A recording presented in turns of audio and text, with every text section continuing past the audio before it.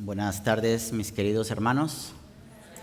Es un privilegio estar aquí con ustedes compartiendo la palabra de Dios al pueblo de Dios en el nombre del Señor. Ahí en ese pasaje que se leyó con el hermano Abiaser, estaré predicando en esta tarde con la ayuda del Espíritu Santo. Colosenses capítulo 3, versículos del 1 al 17. Aquí el apóstol Pablo está escribiéndole a la iglesia en Colosas desde la prisión en Roma. Y Pablo escribe en el versículo 15: y la paz de Dios gobierne en vuestros corazones, a la que asimismo fuisteis llamados en un solo cuerpo, y sed agradecidos. La palabra de Cristo mure en abundancia en vosotros, enseñándoos y exhortándoos unos a otros en toda sabiduría, cantando con gracia en vuestros corazones al Señor, con salmos e himnos y cánticos espirituales. Y todo lo que hacéis, sea de palabra o de hecho, hacedlo todo en el nombre del Señor Jesús, dando gracias a Dios Padre por medio de Él. Inclinemos nuestros rostros, hermanos, vamos a buscar la ayuda divina. Oremos. Padre Santo, Dios Todopoderoso, antes que nada, Señor, te pedimos perdón por nuestros pecados. No somos dignos, Señor, de estar aquí frente a tu palabra, Señor, pero Cristo ha sido muy bueno con nosotros, Padre, que nos ha dado esa vía al Padre, Señor. Y en Cristo estamos bien y en Cristo nos fortalecemos, Señor. Ayúdanos en esta tarde, Señor, a poner atención a estas palabras, a estas exhortaciones. Ayúdanos como iglesia a aprender de esos fundamentos que tenemos en Cristo y la unión que tenemos en Él. Ayúdanos a mortificar ese pecado remanente en nosotros, pero también ayúdanos, Señor, a vivir en santidad. Ayúdanos a ser más y más como Cristo nuestro Señor, alejándonos de las cosas que te ofenden, Señor, y acercándonos a las cosas que tú amas. Sea el nombre de Cristo exaltado en esta tarde, Señor. Lo único que nuestra iglesia necesita es a Cristo, Padre, y eso es por lo que estamos aquí, Señor. Sé tú usando a este hombre, Señor, solamente para traer palabra de verdad a la iglesia y que la iglesia tenga oídos para escuchar. Oramos en el nombre de Cristo Jesús. Amén. El título que le he puesto a esta predicación es Nuestra nueva vida inmersa en Él. Nuestra nueva vida inmersa en Él. En estos versículos que acabo de leer, el apóstol Pablo nos está enseñando que toda la vida cristiana está inmersa en Cristo. En otras palabras, la vida cristiana tiene que ver con Cristo, mis hermanos. La vida cristiana se trata de conocer a Cristo, de seguir a Cristo, de amar a Cristo, de adorar a Cristo, obedecer y servir a Cristo. Todo en la vida cristiana, hermanos, está inmersa en nuestro Señor Jesucristo. Todo gira alrededor de Él, porque Él es todo suficiente y si tenemos a Cristo, lo tenemos todo. El apóstol Pablo, en un capítulo anterior, Colosenses 2:9, dice lo siguiente: porque en Él habita corporalmente toda la plenitud de la deidad. Y versículo 10, y vosotros estáis completos en Él, que es la cabeza de todo principado y potestad. Nosotros no necesitamos una segunda bendición, mis hermanos, o una segunda gracia. Nosotros simplemente necesitamos experimentar todo lo que hemos recibido en Cristo Jesús. Cuando tenemos a Cristo, no falta nada excepto crecer en Cristo Jesús. Ahora miren cómo el mismo apóstol Pablo enfatiza esta gran verdad en todas sus epístolas. Por ejemplo, en Romanos, Pablo nos enseña que tenemos toda la justicia en Cristo. En Primera de Corintios tenemos toda la sabiduría en Cristo. Segunda de Corintios tenemos toda la fuerza en Cristo. En Gálatas tenemos toda la libertad en Cristo. En Efesios tenemos todas las riquezas en Cristo. En Filipenses todo el gozo en Cristo. Tesalonicenses toda la santidad en Cristo. Segunda de Tesalonicenses toda la paz en Cristo. Y en Colosenses tenemos todo en Cristo. Gracias a la unión que tenemos en Cristo, hermanos, tenemos una nueva vida inmersa en Él. Y de esto vamos a estar hablando en esta tarde con la ayuda del Espíritu Santo. Voy a desarrollar esta predicación por medio de 3 encabezados. Número 1, los fundamentos de nuestra nueva vida inmersa en Cristo. Las bases, los fundamentos. Número 2, somos llamados a mortificar el pecado como consecuencia de esos fundamentos. Y número 3, somos llamados a vestirnos de la santidad. Por medio de estos 3 puntos, hermanos, el apóstol Pablo va a mostrar cómo se ve un cristiano que está unido con su Salvador.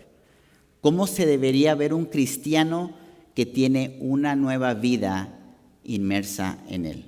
Así que comencemos. Punto número 1, los fundamentos de nuestra nueva vida inmersa en Cristo. En los capítulos 1 y 2 de Colosenses, el apóstol Pablo ha enseñado lo que significa estar en Cristo. El apóstol nos ha recordado que hemos resucitado con Cristo y que estamos íntimamente unidos a Él. También el apóstol ha advertido contra las falsas enseñanzas que buscan añadir algo a la obra de Cristo, negando la suficiencia de nuestro Salvador. El apóstol nos ha recordado en esos capítulos que hemos muerto al pecado y que hemos sido vivificados en Cristo. Pero, ¿qué significa esto para nuestras vidas? ¿Qué significa toda esa doctrina que el apóstol Pablo nos ha enseñado en esos 2 versículos? ¿Cómo el estar en Cristo y la unión que tenemos con Él transforma nuestras vidas?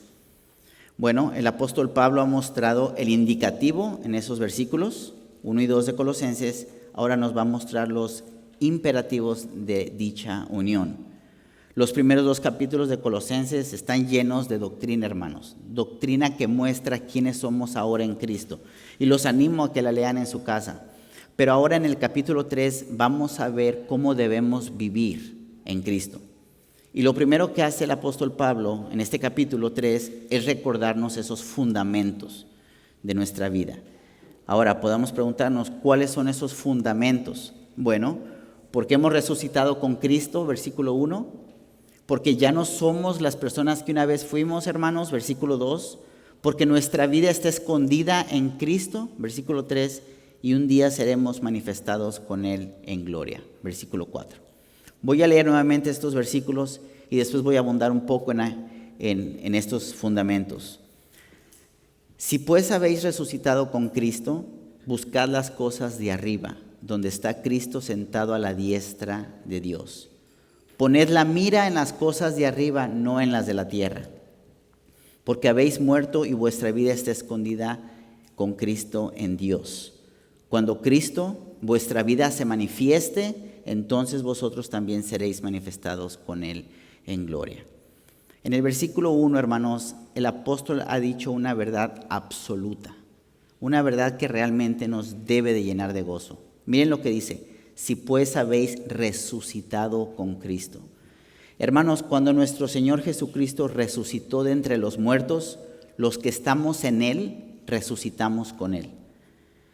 En otras palabras, a donde Cristo va, nosotros vamos. Miren lo que dice Colosenses 2:12. Sepultados con Él en el bautismo, en el cual fuisteis también resucitados con Él.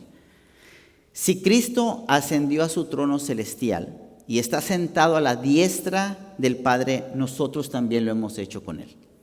En Cristo, hermanos, por así decirlo, estamos en el cielo con Él. Miren lo que dice Efesios 2:6. Y juntamente con Él nos resucitó y asimismo nos hizo sentar en los lugares celestiales con Cristo Jesús.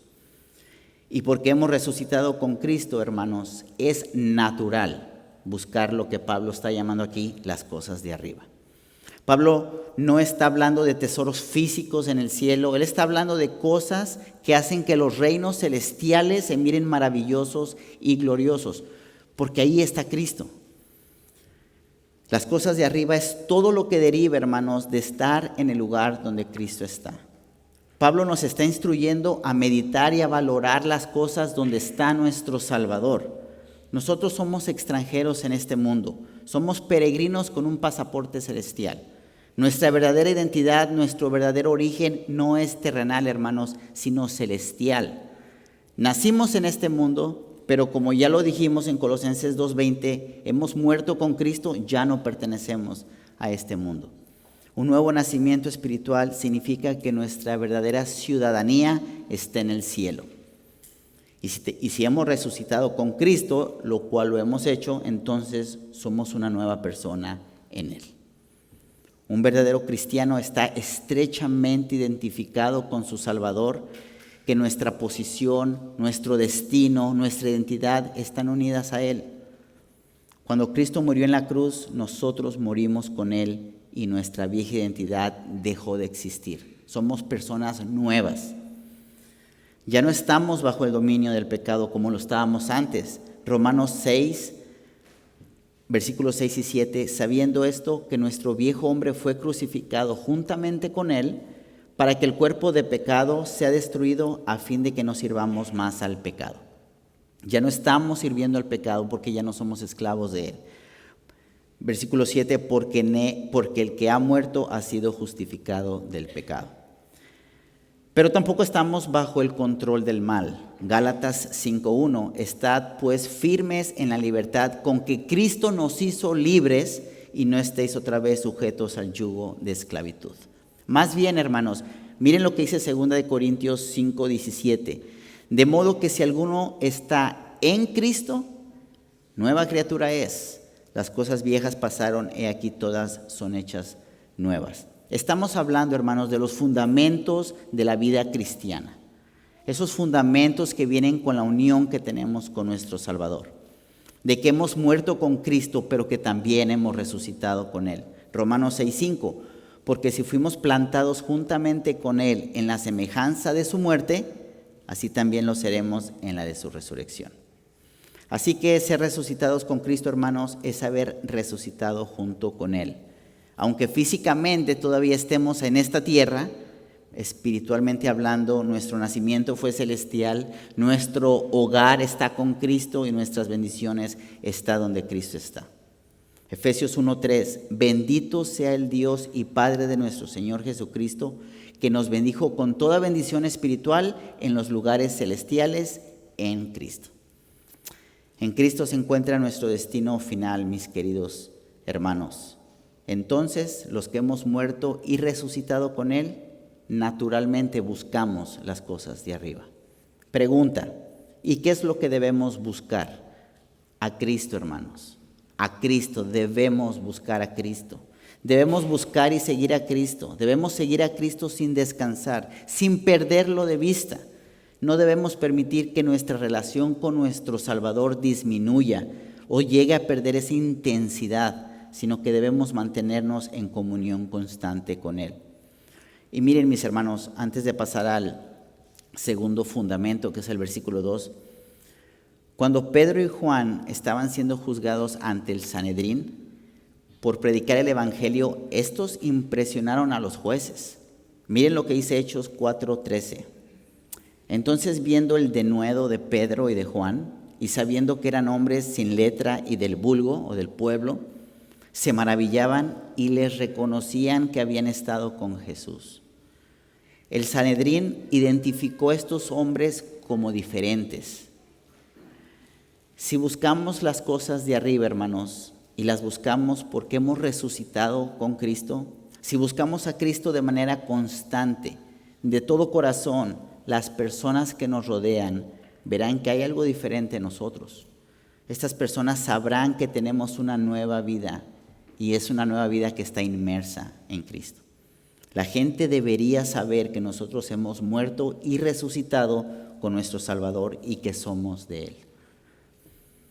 Otro fundamento de esa unión que tenemos con Él le encontramos en el versículo 2. Poned la mira o la mente, otras versiones dicen la mente, en las cosas de arriba, no en las de la tierra. Ahora el apóstol Pablo nos está exhortando a tomar control de nuestros pensamientos, ¿verdad? Se va la mente. Ya no debemos preocuparnos por las cosas de la tierra, de los placeres de este mundo, sino que debemos fijar nuestras mentes en las cosas de arriba. Ahora, esto no significa que ya no nos importe el mundo, que solamente vamos a pensar en las cosas del cielo, donde está Cristo sentado, o que nos vamos a ir a una isla, alejarnos como algunas personas hacen. Es imposible, hermanos. Estamos en este mundo, pero no somos de este mundo. En esta oración, en esa oración hermosa de Cristo a su Padre, miren lo que nuestro Señor Jesucristo dijo en Juan 17, del 14 al 15. Yo les he dado tu palabra y el mundo los aborreció, porque no son del mundo. Como tampoco yo soy del mundo, no ruego que los quites del mundo, sino que los guardes del mal. Estamos en este mundo como peregrinos, hermanos, pero guardados por Dios del mal. Por eso, como dice el versículo 2, poned la mente en las cosas de arriba. Saben, mis queridos hermanos, nuestra mente humana fue diseñada por un Dios santo, un Dios omnisciente, un Dios que tenía calculado cada detalle de nuestras mentes. Esto significa que nuestros pensamientos fueron diseñados a ser usados para la gloria de Dios. Por eso nosotros los creyentes no podemos tener nuestra mente en Cristo y nuestra mente en las cosas del mundo. Ese no fue el diseño de Dios. ¿Qué significa esto? Bueno, miren, hermanos, nuestras mentes no pueden tener la mira en Cristo y en el pecado al mismo tiempo. Nuestro Señor Jesucristo dijo claramente en Mateo 6:24, ninguno puede servir a dos señores, porque o aborrecerá al uno y amará al otro, o estimará al uno y menospreciará al otro. No podéis servir a Dios y a las riquezas, o al mundo, que es lo mismo. No hay que permitir, mis hermanos, que nuestra mente se detenga en las cosas que Dios odia. Porque llenar nuestras mentes de estas cosas va a expulsar los pensamientos acerca de las inescrutables riquezas que tenemos en Cristo. Nada elimina más eficazmente el pecado, mis queridos hermanos, que meditar en las perfecciones de nuestro Salvador, que meditar en las cosas de arriba. Si usted realmente quiere mortificar su pecado, hermanos, mediten en la palabra de Dios. Tampoco podemos pasárnosla diciendo, bueno, ya no voy a pensar en el pecado, ya no voy a pecar. Hay un remanente de pecado en nosotros, hermanos, esa es una realidad. Pero lo que quiero decir es que entre más buscamos a Cristo, entre más ponemos nuestras mentes en las cosas de arriba, más y más nos vamos a ir alejando del pecado. Eso es lo que quiero decir. Mateo 6:21, porque donde está tu tesoro, ahí estará también tu corazón. Así que tengamos el hábito, hermanos, de alejar nuestros pensamientos del pecado y mejor dirigirlos a Cristo. Otro fundamento que tenemos de esta unión con nuestro Salvador está en el versículo 3. Porque habéis muerto, ya lo hemos visto, ¿verdad? Hemos muerto y resucitado con Cristo. Dice, y vuestra vida está escondida con Cristo en Dios. ¿Qué significa que nuestra vida esté escondida con Él? Bueno, en primer lugar, hermanos, nuestra vida es una vida con Cristo. Miren lo que dice Gálatas 2:20. Con Cristo estoy juntamente crucificado, y ya no vivo yo, mas vive Cristo en mí. Y lo que ahora vivo en la carne, lo vivo en la fe del Hijo de Dios, el cual me amó y se entregó a sí mismo por mí. En otras palabras, nuestra nueva vida existe porque estamos con Cristo. Miren Romanos 8, versículo 38 al 39. Por lo cual estoy seguro de que ni la muerte ni la vida, ni ángeles, ni principados, ni potestades, ni lo presente, ni lo porvenir, ni lo alto, ni lo profundo, ni ninguna otra cosa creada nos podrá separar del amor de Dios que es en Cristo Jesús, Señor nuestro. Pero también nuestra vida está escondida con Cristo en Dios. Y esto es hermoso, hermanos. Ya lo dijimos, nuestro lugar no es terrenal, sino celestial. Somos peregrinos en este mundo. Nosotros pertenecemos a un mejor lugar. Nuestra vida está escondida, está guardada, está segura en Cristo, porque habiendo muerto con Él, estamos vivos y seguros con Él. Eso es lo que hizo la resurrección de Cristo, que nosotros estamos seguros con Él, hermanos. Esto nos debería de animar a buscar y a poner la mente en las cosas de arriba, donde está Cristo sentado a la diestra del Padre y donde nuestra vida está segura. Y por último, un cuarto fundamento, versículo 4. Cuando Cristo, vuestra vida, se manifieste, entonces vosotros también seréis manifestados con Él en gloria. No sé si lo ven, hermanos, pero estos fundamentos Estos 4 versículos, 4 de los miles de fundamentos que tenemos en Cristo, están llenos de Cristo. Nuestra nueva vida, nuestra nueva naturaleza es gracias a Él. Por eso todo lo que necesitamos, hermanos, es a Cristo. El apóstol Pablo está enfatizando la supremacía de nuestro Salvador, porque los santos de Colosas estaban siendo atacados por herejías. Herejías que los llevaría a pensar que Cristo no era suficiente. Los falsos maestros que estaban enseñando en esta iglesia de Colosas enseñaban que para tener un nivel espiritual más alto se necesitaba Cristo más algo. Querían añadir cosas al evangelio. Desafortunadamente hoy en día sigue igual.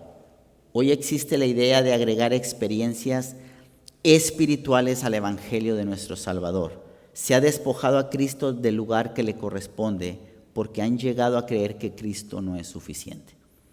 Por eso Pablo declara: Cristo vuestra vida.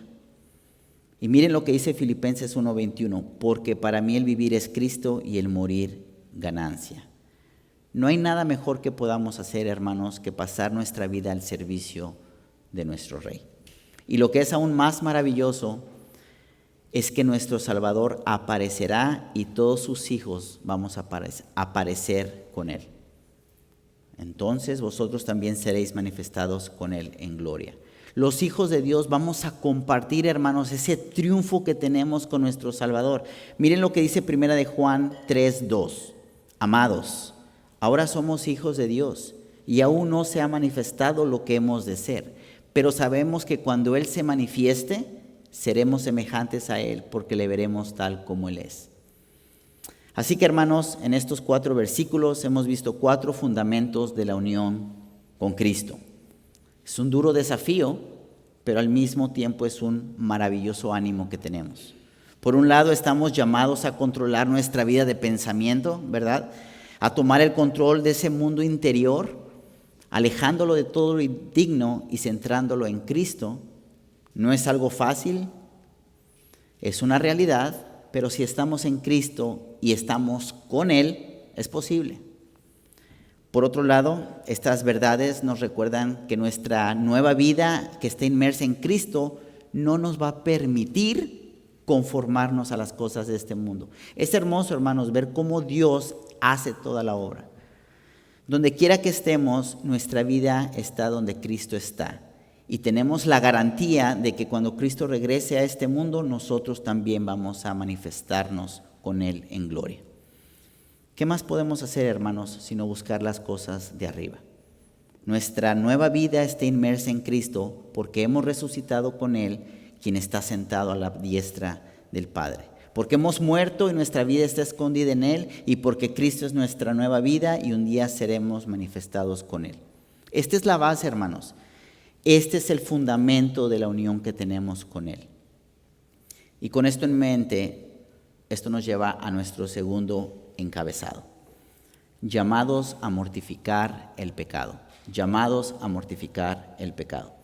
Nuestro pastor Ricardo habló la semana pasada de un aspecto de la mortificación del pecado, no sé si recuerdan. Hoy vamos a hablar de otro aspecto, el cual encontramos en nuestro texto. Versículo 5 del capítulo 3 de Colosenses. Haced morir pues lo terrenal en vosotros, fornicación, impureza, pasiones desordenadas, malos deseos y avaricia, que es idolatría, cosas por las cuales la ira de Dios viene sobre los hijos de desobediencia, en las cuales nosotros también anduvisteis en otro tiempo cuando vivías en ellas.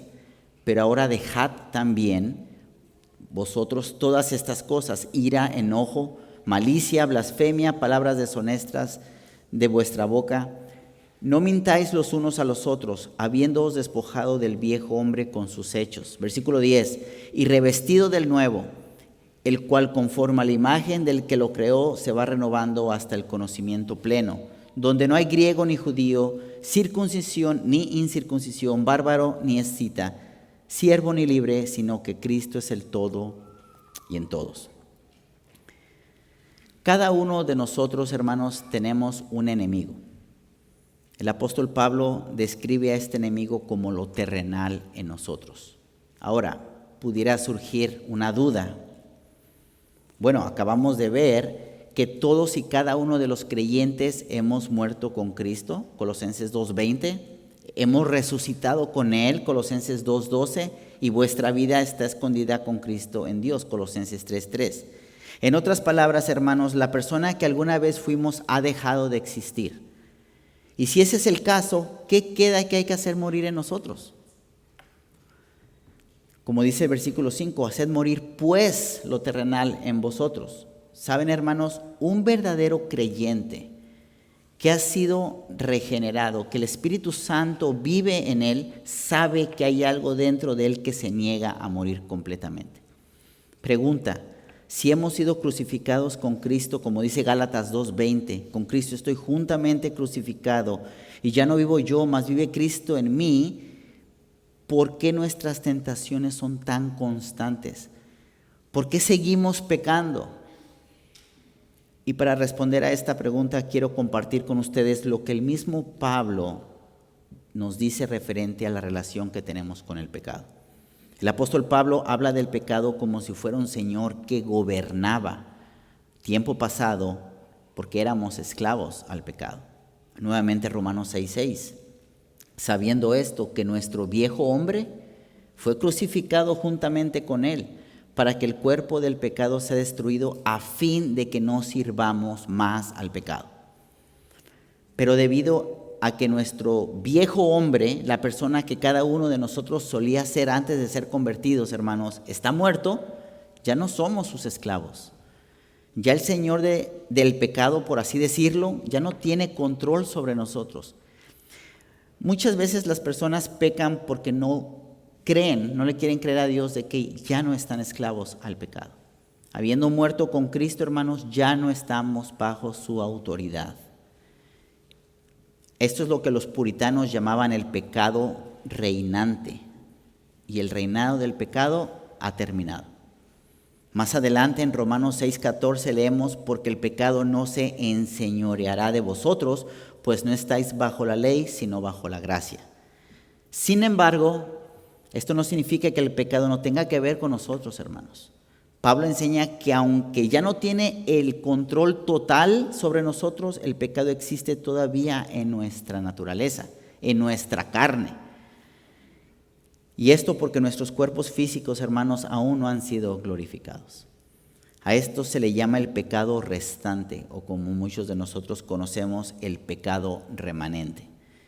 Un hombre renovado por el Espíritu Santo tiene un nuevo corazón, una nueva naturaleza, una nueva dirección. Tiene los ojos y la mente puestas en Cristo y en las cosas de arriba, pero es también verdad decir que está luchando con un pecado remanente en su carne. Entonces, lo que el apóstol Pablo quiere decirnos cuando dice: haced morir pues lo terrenal en vosotros, es que nosotros los cristianos deberíamos, con la ayuda del Espíritu Santo, hacer todo lo posible para matar el pecado que ha quedado restante en nuestra carne. Esto es importante, hermanos. Ese pues que dice, pues haced morir pues, está conectando lo que acabamos de ver, está conectando esos fundamentos que acabamos de ver en los versículos 1 al 4. Por esas razones, por esos fundamentos, el pecado restante en nuestras vidas, hermanos, debe ser mortificado. Ahora, en este versículo el apóstol Pablo da una lista de cosas que deben ser eliminadas de todo cristiano, definitivamente. Es importante ver el contexto de esta carta, pues el apóstol Pablo le está escribiendo a los colosenses. El apóstol Pablo está resaltando asuntos que eran aptos para ellos, para la situación que estaban viviendo estos hermanos. Los colosenses estaban siendo atacados por falsos maestros, atacados por herejías, por el misticismo, el ascetismo, el legalismo, vanas y huecas filosofías paganas, porque los griegos de ese tiempo eran conocidos por sus fuertes pecados sexuales. La inmoralidad sexual en ese tiempo, hermanos, era grave, así como lo sigue siendo el día de hoy. Por eso él dice: haced morir fornicación, impureza, pasiones desordenadas, malos deseos y avaricia, que es idolatría. Mortifiquemos pues, hermanos, estos pecados, poniendo la satisfacción de nuestros propios apetitos y deseos donde deberían de estar, en Cristo. Entonces, estamos hablando de que somos llamados a mortificar ese pecado restante en nosotros. ¿Y cómo lo hacemos? ¿Cuál es la solución? La solución sigue siendo Cristo, mis queridos hermanos. La solución siempre ha sido Cristo y el Evangelio de nuestro Salvador. En Cristo y con la ayuda del Espíritu Santo, nosotros los redimidos podemos hacer morir esos pecados. ¿Y cómo lo hacemos? ¿Cómo mortificamos el pecado restante? Yo creo que esa es la pregunta que todos quisiéramos saber, andando en el Espíritu. Miren lo que dice Romanos 8:13. Porque si vivís conforme a la carne, moriréis. Mas si por el Espíritu hacéis morir las obras de la carne, viviréis. Los hijos de Dios no le debemos nada a la carne, sino que somos guiados por el Espíritu Santo en una vida de hacer morir el pecado. ¿Y qué es el pecado, hermanos? Bueno, es todo quebrantamiento de la ley de Dios. Miren lo que dice 1 Juan 3:4. Todo aquel que comete pecado infringe también la ley, pues el pecado es infracción de la ley. Ahora, miren también lo que dice Gálatas 5, versículos 16 al 18. Digo pues, andad en el Espíritu, y no satisfagáis los deseos de la carne. Porque el deseo de la carne es contra el Espíritu, y el del Espíritu es contra la carne, y estos se oponen entre sí para que no hagáis lo que quisierais. Pero si sois guiados por el Espíritu, no estáis bajo la ley. Siendo muertos al pecado y vivos en Cristo, mis hermanos, nosotros los creyentes deberíamos vivir conforme a la voluntad de Dios y no a las obras malignas de nuestra vieja naturaleza. Vivamos en el Espíritu, vivamos en el fruto del Espíritu, que es Cristo. Miren cómo continúa Gálatas, versículo 19 al 23, Gálatas 5. Y manifiestas son las obras de la carne, que son adulterio, fornicación, inmundicia, lascivia, idolatría, hechicerías, enemistades, pleitos, celos, iras, contiendas, disensiones, herejías, envidias, homicidios, borracheras, orgías y cosas semejantes a estas, acerca de las cuales os amonesto, como ya os lo he dicho antes, que los que practican tales cosas no heredarán el reino de Dios. Versículo 22, mas el fruto del Espíritu es amor, gozo, paz, paciencia, benignidad, mansedumbre, templanza, contra tales no hay ley. El pecado restante de nuestra carne, hermanos, se mata andando en el Espíritu. Y regresando al capítulo 3 de Colosenses, versículo 17, en el capítulo 17, el apóstol también nos va a dar una solución de cómo hacer morir el pecado restante en nosotros. Miren lo que dice el versículo 17. Y todo lo que hacéis, sea de palabra o de hecho, hacedlo todo en el nombre del Señor Jesús, dando gracias a Dios Padre por medio de Él.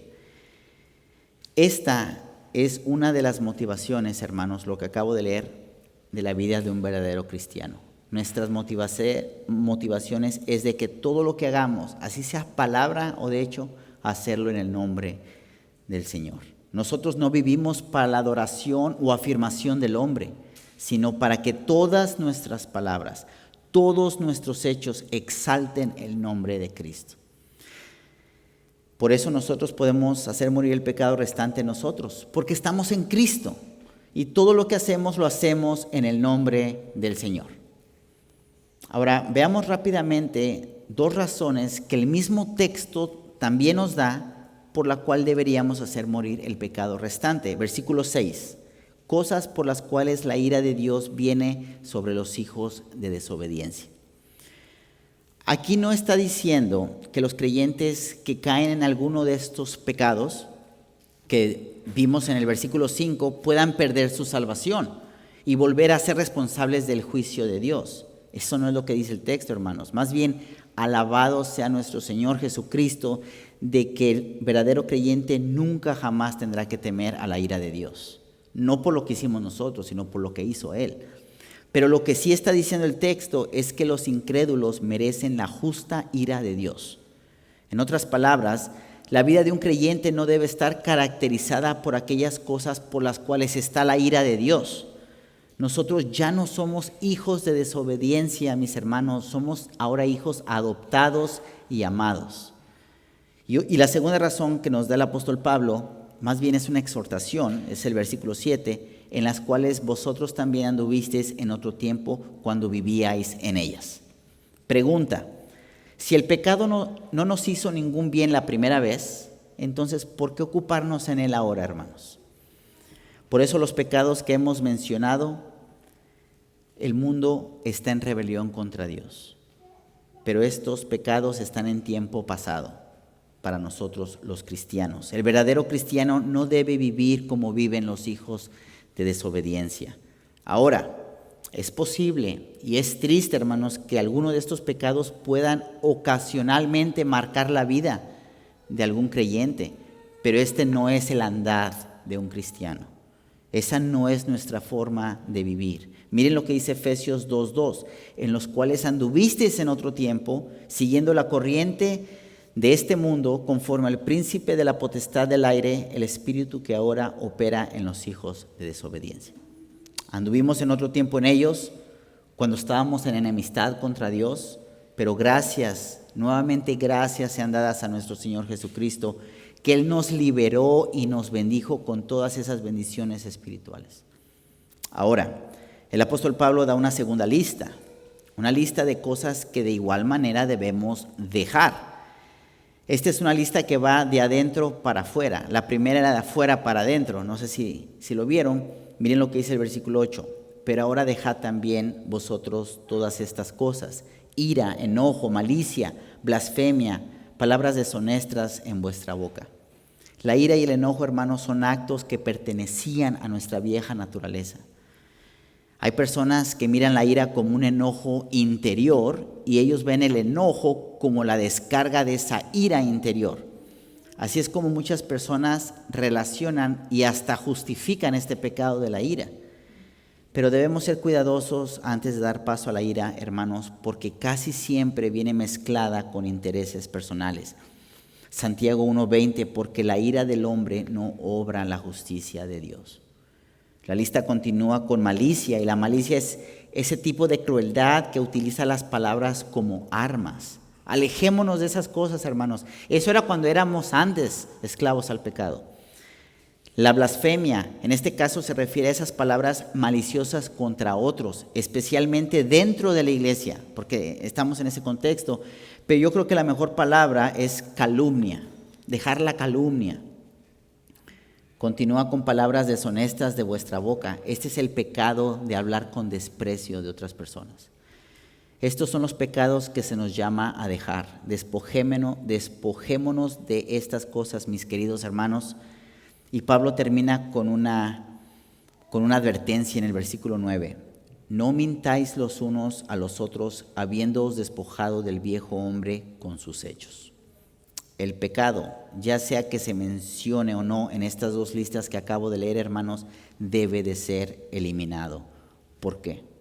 Porque nosotros los cristianos somos personas que hemos experimentado un cambio de identidad. Nosotros que estamos en Cristo odiamos la persona que éramos antes o que solíamos ser. Como dice el texto, hemos desechado a esa persona y por eso, junto con el viejo hombre, también debemos eliminar sus obras.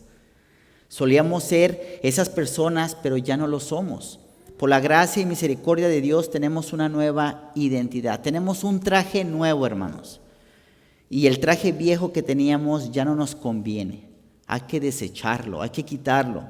En otras palabras, dado que hemos adquirido una nueva naturaleza y que hemos sido revestidos del nuevo hombre, entonces también debemos revestirnos de las cualidades del carácter que van con esa nueva identidad. Si hemos recibido el regalo de una nueva vida inmersa en Dios, en Cristo, vivamos en consecuencia con esa unión. Miren lo que dice Romanos 6:2.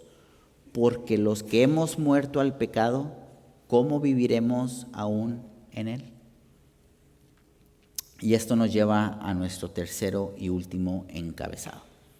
Llamados a vestirnos de la santidad.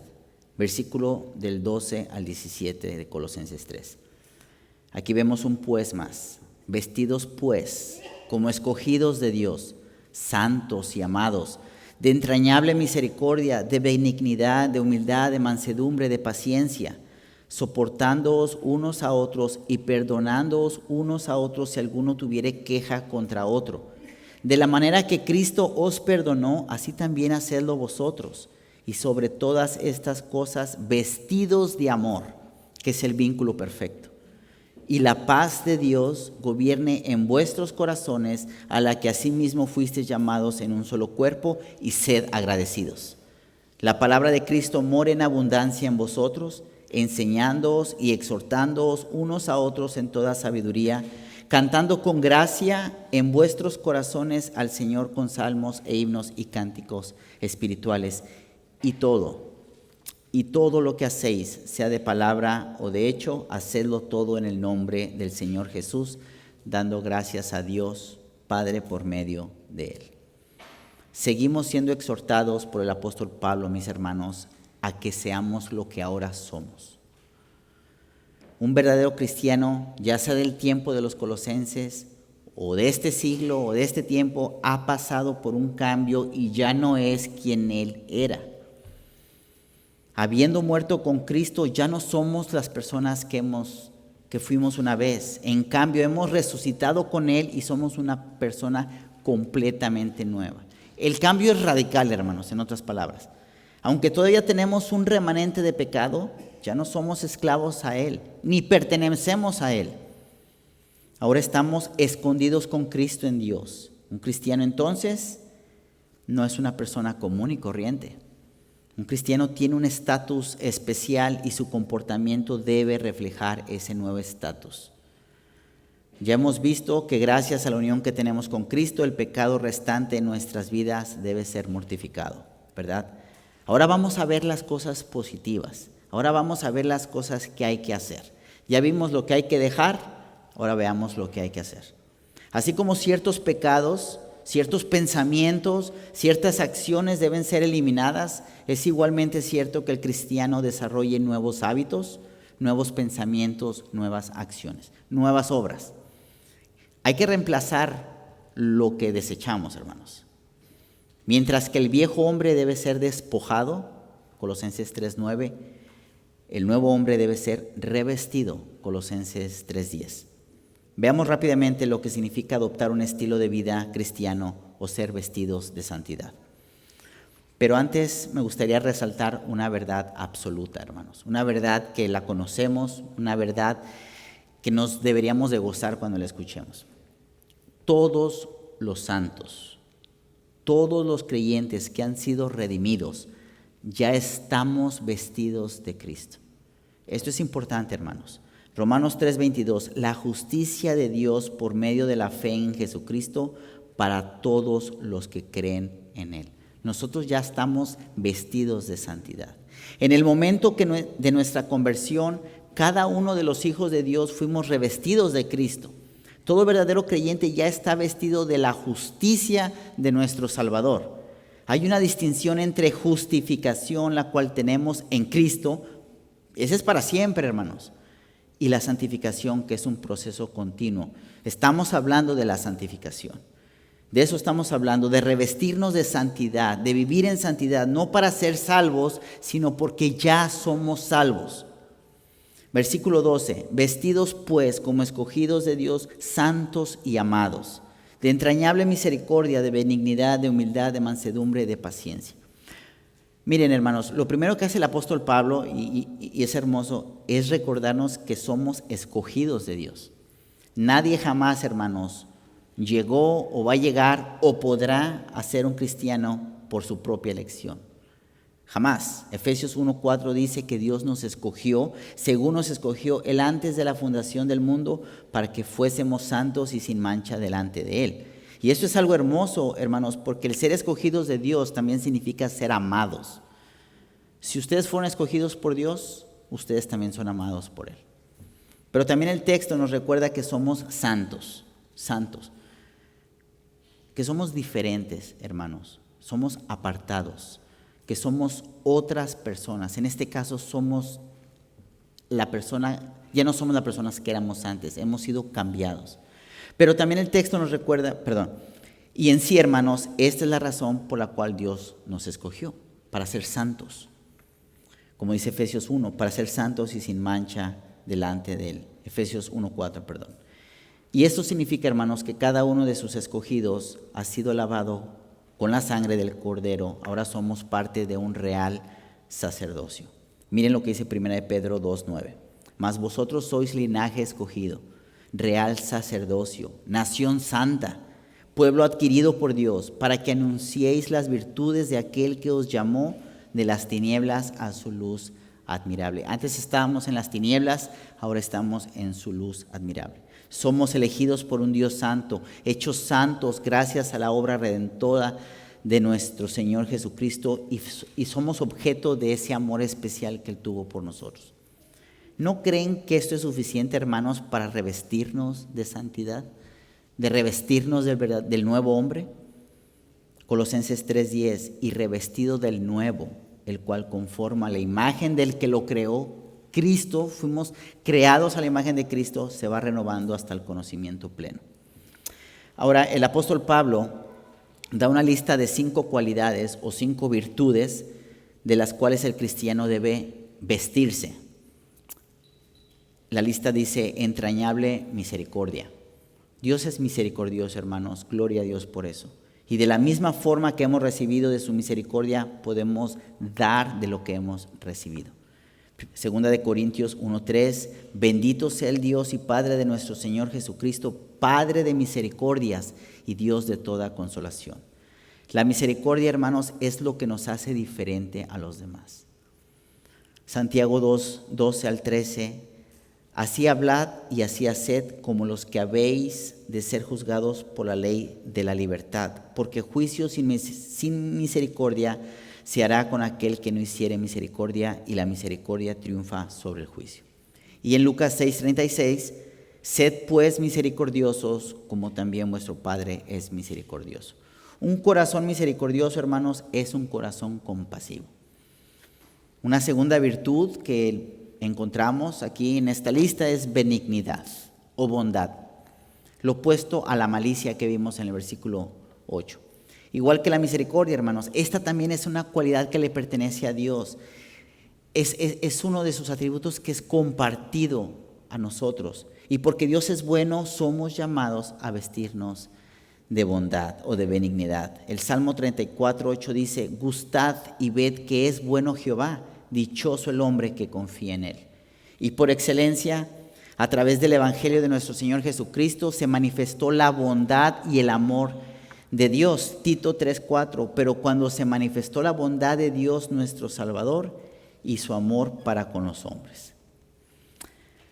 La benignidad cristiana, hermanos, fluye de conocer la bondad salvadora de Dios manifestada en nuestro Señor Jesucristo.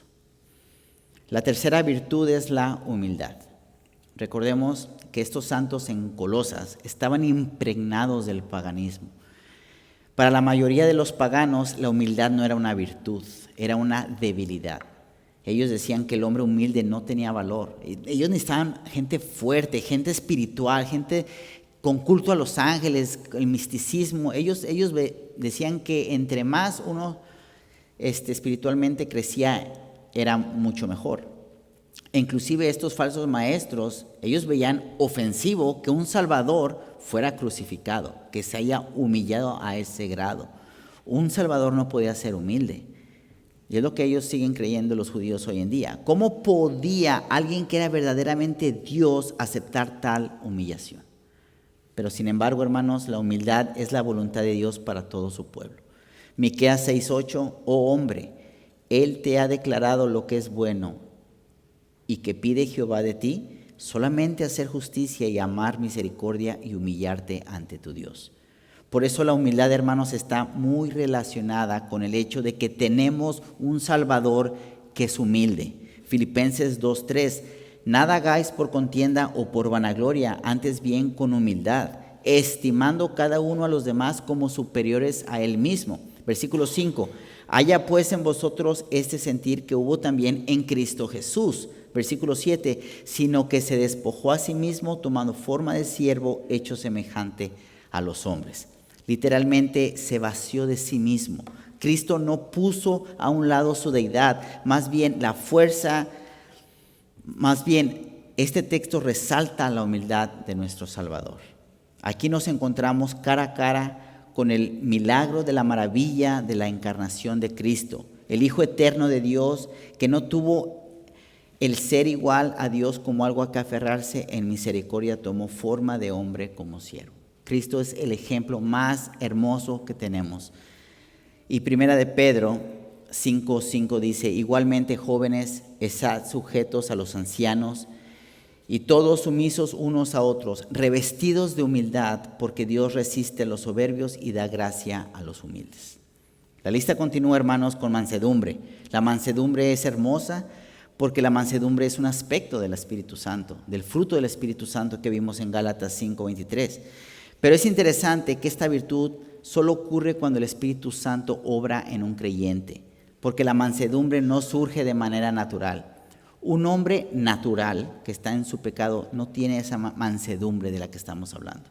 La mansedumbre es el resultado de un corazón regenerado. Y concluye con paciencia.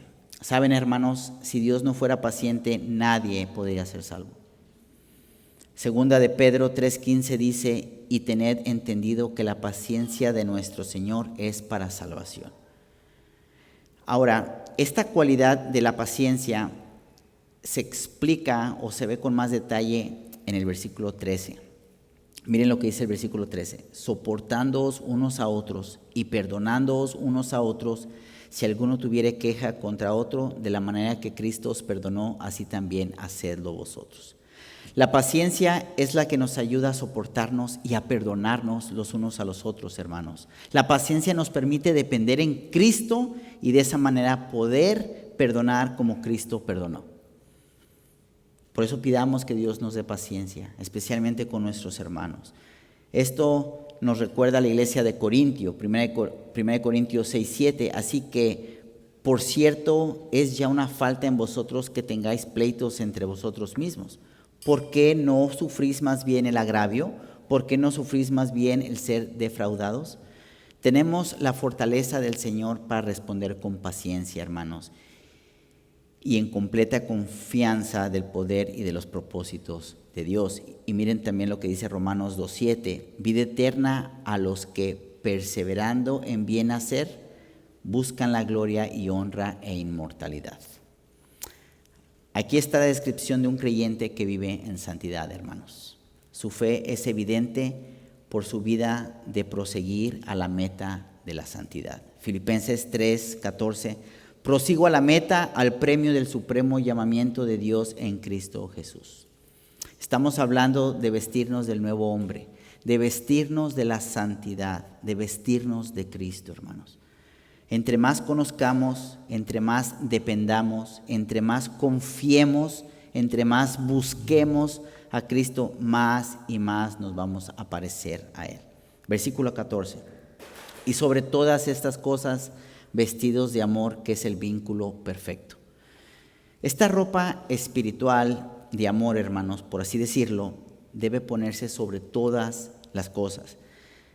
No estoy diciendo que las otras virtudes que acabamos de leer no importen, claro que sí importan, pero el amor importa mucho más.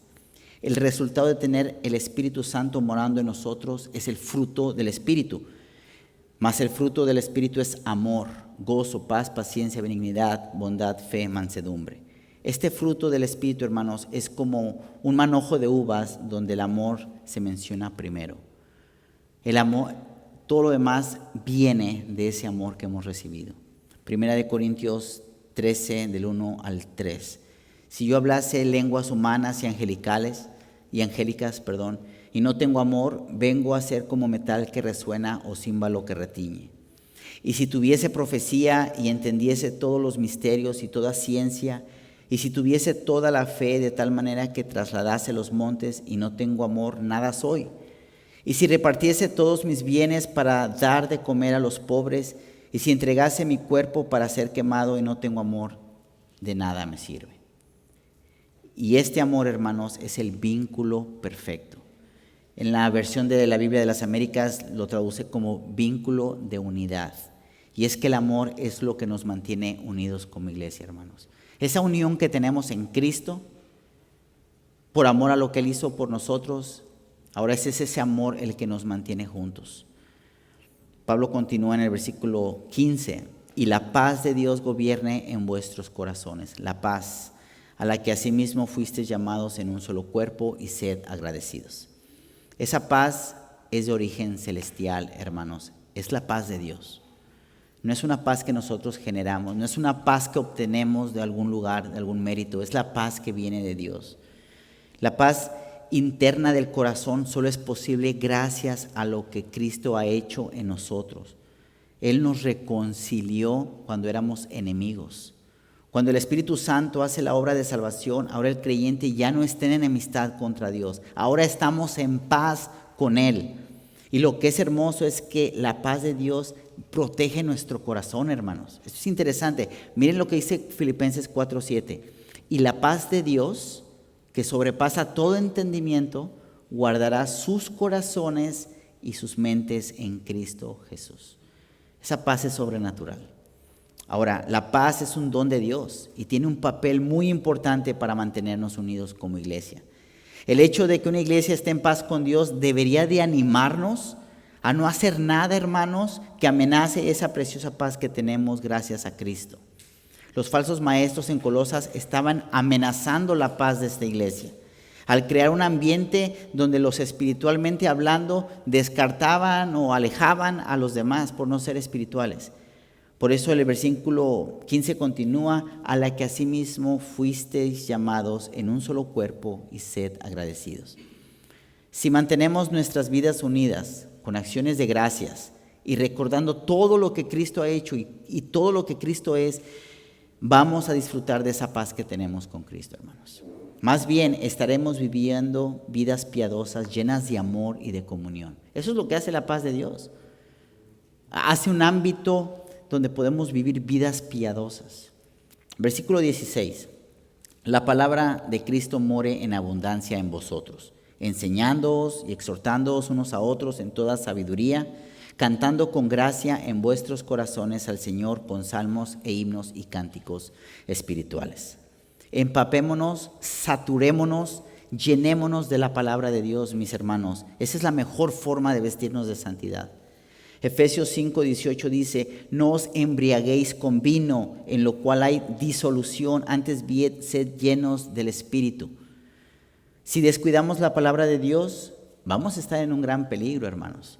Ahora, el apóstol Pablo va a dar dos exhortaciones prácticas de esto que estamos hablando de estar en la palabra de Dios. ¿Qué significa? Enseñándoos y exhortándoos unos a otros en toda sabiduría. ¿Qué significa esta exhortación? Bueno, hermanos, esto significa que cada uno de los santos tenemos una relación personal con la palabra de Dios. Todos estamos en la palabra de Dios como individuos. Estamos en la palabra no solo para nuestro propio crecimiento espiritual, sino para prepararnos y poder ministrar a los demás. Y es que la palabra de Dios, hermanos, nos prepara para podernos exhortar los unos a los otros. Por eso es hermoso cuando viene un hermano y te exhorta con la palabra de Dios. Te llena de gozo, esa paz que tenemos nos llena de amor, porque es la palabra lo que nos está exhortando. Miren lo que dice Romanos 15:14. Pero estoy seguro de vosotros, hermanos míos, de que vosotros mismos estáis llenos de bondad, llenos de todo conocimiento, de tal manera que podéis amonestarnos los unos a los otros. Y Gálatas 6:1, hermanos, si alguno fuere sorprendido en alguna falta, vosotros que sois espirituales, restaurarle con espíritu de mansedumbre, considerándote a ti mismo, no sea que tú también seas tentado. La amonestación debe ser siempre llena del Espíritu y llena de todas las virtudes que hemos recibido en Cristo. Esta no es una tarea fácil, hermanos. No es fácil edificarnos los unos a los otros, porque en ocasiones es doloroso y a veces es difícil. Pero ¿saben algo, mis hermanos? Una de las mayores pruebas de amor es edificarnos y ayudarnos a ser más como Cristo. La segunda exhortación, el texto dice, cantando con gracia en vuestros corazones al Señor con salmos e himnos y cánticos espirituales. Lo que cantamos también dice mucho de nuestra nueva vida, porque hasta lo que cantamos debe estar lleno de Cristo, hermanos. Pregunta, ¿cómo estamos cantándole al Señor? ¿Estamos cantando la palabra misma? Cantemos con gracia en vuestros corazones, como dice este texto, hermanos. Nuestra alabanza a Dios será superficial a menos que surja de un sentimiento de gratitud por lo que Dios ha hecho en Cristo Jesús, lo que ha hecho por nosotros en Cristo Jesús. Y finalmente, ya para casi terminar, hermanos, el apóstol Pablo termina con un mandato que abarca todo lo que acabamos de decir.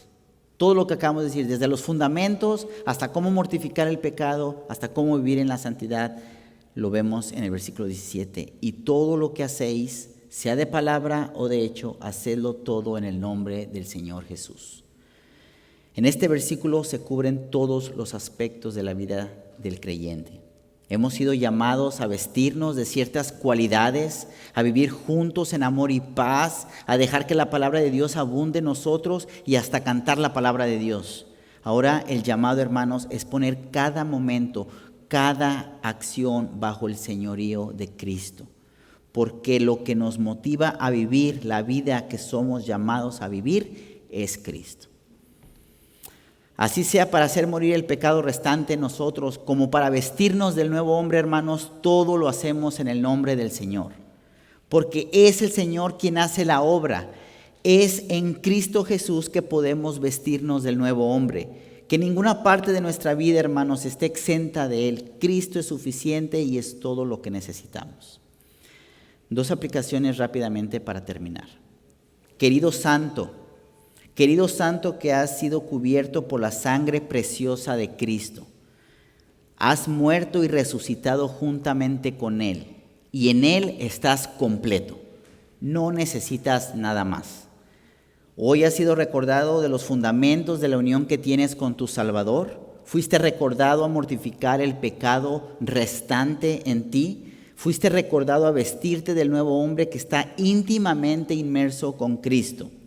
No olvides que esa unión que tienes en Cristo tuvo un precio muy alto. Es en las fuerzas de tu Salvador que puedes despojarte del viejo hombre y revestirte del nuevo. No intentes hacerlo en tus propias fuerzas. Estás unido con Cristo y cubierto con sus justos méritos. Medita en este texto hermoso, querido santo, y que este texto sea una realidad en tu vida. Gálatas 3:27. Porque todos los que habéis sido bautizados en Cristo, de Cristo estáis revestidos.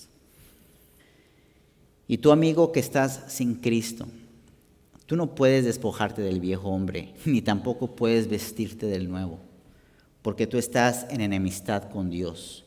Tu única solución se llama Cristo. Pide misericordia, ruega por ese regalo de fe y arrepentimiento.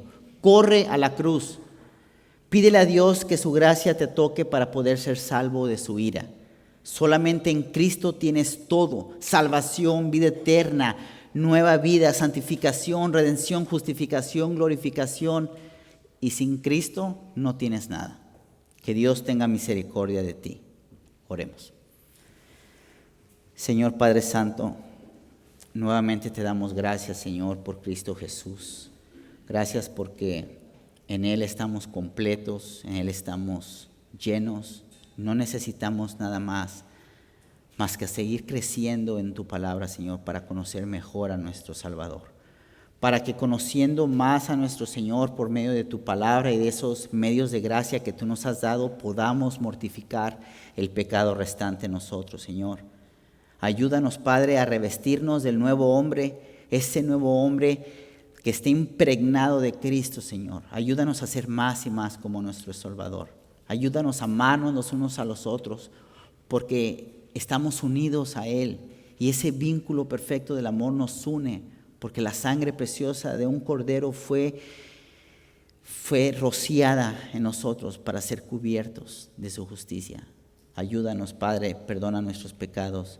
Permítenos gozarnos en tu palabra, Señor, Y que ahora que vamos a tomar la Santa Cena, confesemos nuestros pecados, Señor, confesemos esos pecados restantes y que por medio del Espíritu Santo podemos mortificarlos y podemos vivir vidas que te agraden, vidas que las demás personas puedan ver que nosotros hemos pasado de muerte a vida. En Cristo Jesús oramos.